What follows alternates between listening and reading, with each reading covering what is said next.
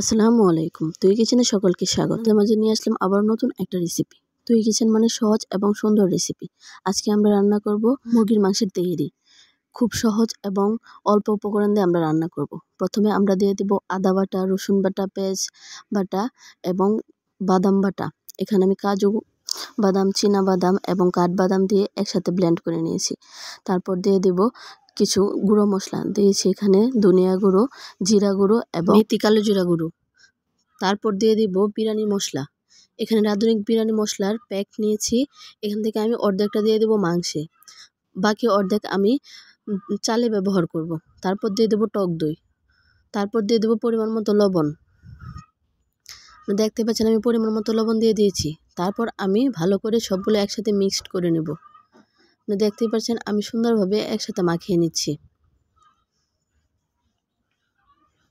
আমি এটাকে ম্যারিনেট করে আধা ঘন্টা রেস্টে রেখে দেব।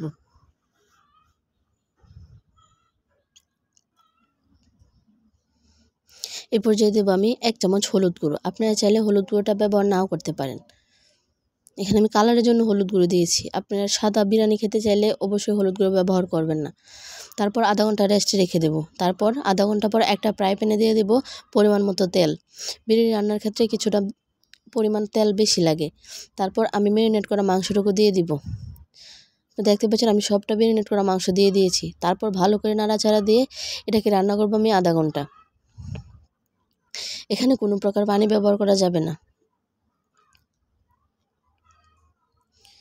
আমরা মাংস থেকে যেটুকু পানি আসবে সেটা দিয়ে আমরা সিদ্ধ করব। দেখতেই পাচ্ছেন আমি ঢাকনা দিয়ে আধা ঘন্টা রান্না করছি। খানিকক্ষণ পর পর আমরা নেড়ে চেড়ে দিব যেন তলানিতে লেগে না যায়। অবশ্যই এই বিষয়টা লক্ষ্য রাখতে হবে। আপনারা দেখতেই পাচ্ছেন আমি কিছুক্ষণ পর পর নাড়াচাড়া দিয়ে দিচ্ছি। এই তো মাংস রান্না হয়ে গেছে। তারপর আমি একটা হাঁড়ি বসিয়ে দেব চালের জন্য। তারপর হাঁড়িতে দিয়ে দেবো পরিমাণ মতো তেল। তারপর দিয়ে দেবো পেঁয়াজ কুচি। অবশ্যই পেঁয়াজটাকে আমরা বেরেস্তা করে নিব। দেখতে পাচ্ছেন আমি একটু সময় নিয়ে পেঁয়াজটাকে বেরেস্তা করে নিচ্ছি।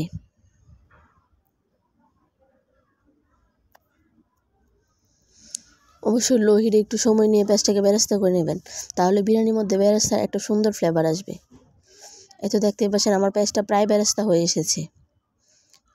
এরপর যে আমি ধুয়ে রাখা চালগুলো দিয়ে আবার চালগুলোকে ভেজে নেব 5 মিনিট। অবশ্যই পোলার চালগুলোকে ভেজে নেওয়ার চেষ্টা করবেন, তাহলে বিরিয়ানিটা ঝরঝরে হবে এবং খেতে অনেক মজা হবে। দেখতে পাচ্ছেন আমি একটু সময় নিয়ে আলতো হাতে নাড়াচাড়া দিয়ে সুন্দরভাবে ভেজে নিচ্ছি। তারপর দিয়ে দেবো মাংসটা দিয়ে আমি ভালো করে মিক্সড করে নেব। এরপর যে আমি যতটুকু চাল দিয়েছি তার ডাবল গরম পানি দিয়ে দেব। অবশ্যই আপনি যে পাত্র দিয়ে চাল দেবেন ওই পাত্র দিয়েই ডাবল পানি দিবেন, তাহলে বিরিয়ানিটা ঝরঝরে হবে এবং সুন্দর হবে খেতে। আমি এখানে গরম পানি ব্যবহার করেছি। অবশ্যই বিরিয়ানিতে গরম পানি ব্যবহার করতে হবে। তারপর গরম পানি দিয়ে আমি ভালো করে নেড়ে চেড়ে দেব। এরপর যে আমি যে অর্ধেকটা মশলা রেখেছিলাম বিরিয়ানির, সেই মশলাটুকু ব্যবহার করব। আপনারা দেখতে পাচ্ছেন আমি পুরোটা মশলা ব্যবহার করেছি।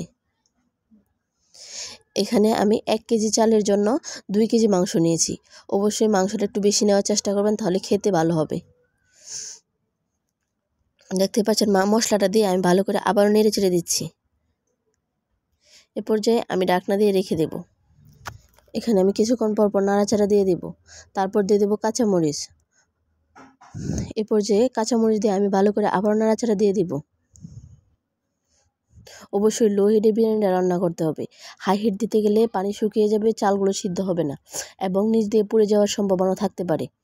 দেখতে পাচ্ছেন আমি মরিচ দিয়ে আবারও ভালো করে নেড়ে চেড়ে দিচ্ছি।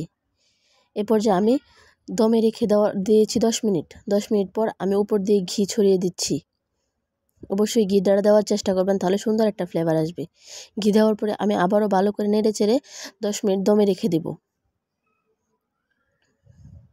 10 মিনিট পর দেখতে পারবেন আমার বিরিয়ানিটা সুন্দর ঝরঝরে হয়ে এসেছে।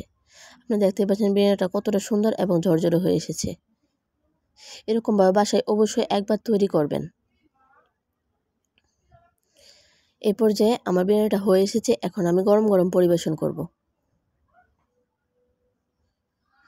দেখতেই পাচ্ছেন কতটা সুন্দর এবং লোভনীয় হয়েছে। অবশ্যই বাসায় একবার ঝরঝরে এরকম তেহেরি তৈরি করবেন।